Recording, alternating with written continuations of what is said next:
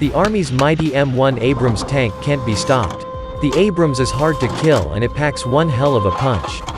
The development of the M1 Abrams is a classic study into how competing requirements can collide with one another.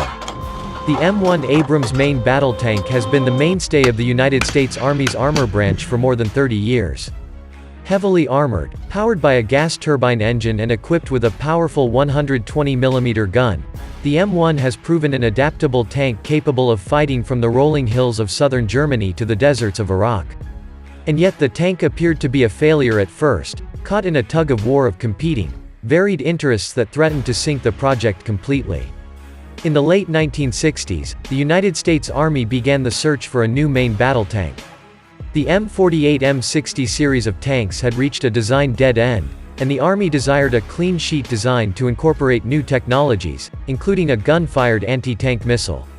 The Pentagon initially tried to cooperate with West Germany on a new tank, MBT-70, but the project was sunk by technical problems and cost overruns. In the wake of MBT-70, the Army tried again to develop a new tank, a design that was eventually known as the XM1 and later the M1. The new tank would incorporate major advances in firepower, protection and mobility, but committing to an ultimate design would involve heated battles and compromises between all three. The heart of any tank's offensive firepower is the main gun. The Army had previously wanted to arm MBT-70 with a 152mm tank gun capable of firing both shells and the Shalala gun-launched anti-tank missile.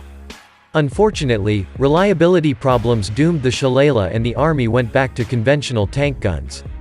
The Soviet Union's primary tank was the T-62, armed with the U-5TS 115mm gun, while the United States Army's M60 tank was armed with the M60 8105mm gun. Although the Soviet gun was technically bigger, this did not particularly bother the United States Army, which preferred to stick with the 105 for the XM1.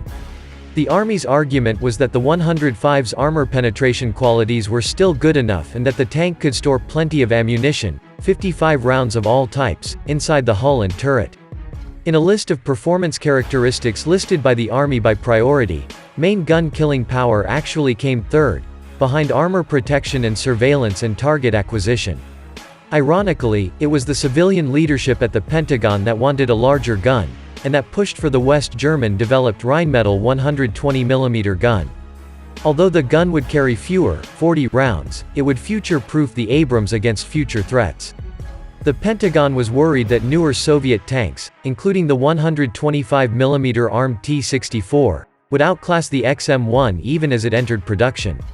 In the end, both sides came to a compromise. Early production M1 models would come with the 105mm gun, but would be upgradable to the Rheinmetall 120mm.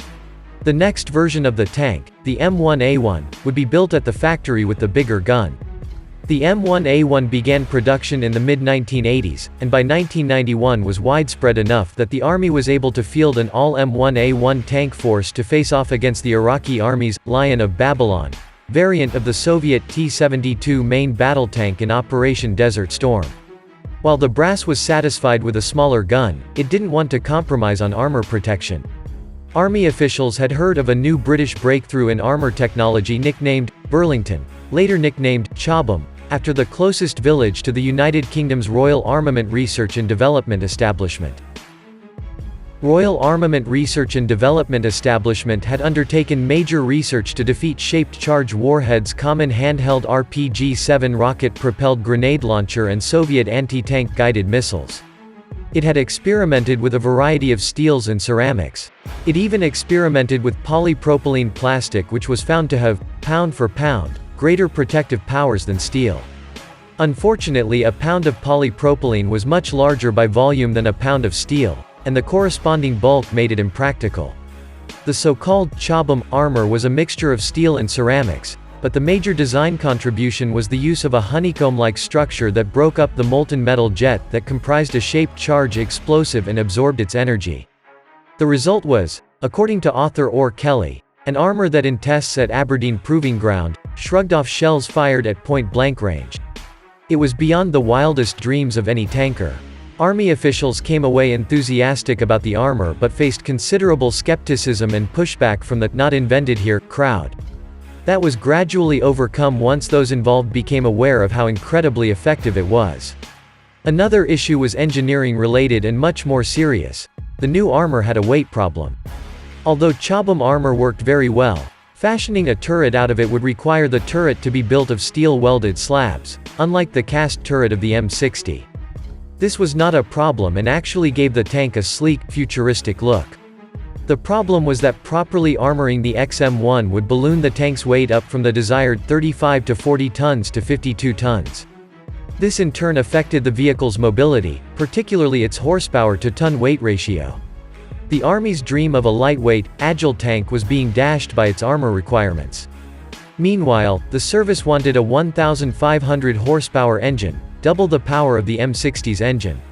It tried 2 diesel engines, the Daimler-Benz diesel that powered the Leopard 2 and a homegrown diesel built by Teledyne Continental, but the third engine, a gas turbine adapted from aircraft use, unexpectedly gained favor. The gas turbine allowed for quicker startups, faster acceleration, ran without producing smoke, and most importantly was smaller and 3 tons lighter than its competitors, saving valuable weight. Although the gas turbine would require the Army to stock vast quantities of gasoline, in addition to diesel fuel, on the battlefield, the advantages of the turbine eventually won out. The development of the M1 Abrams is a classic study into how competing requirements can collide with one another. The trifecta of tank power, firepower, protection and mobility all required some level of compromise.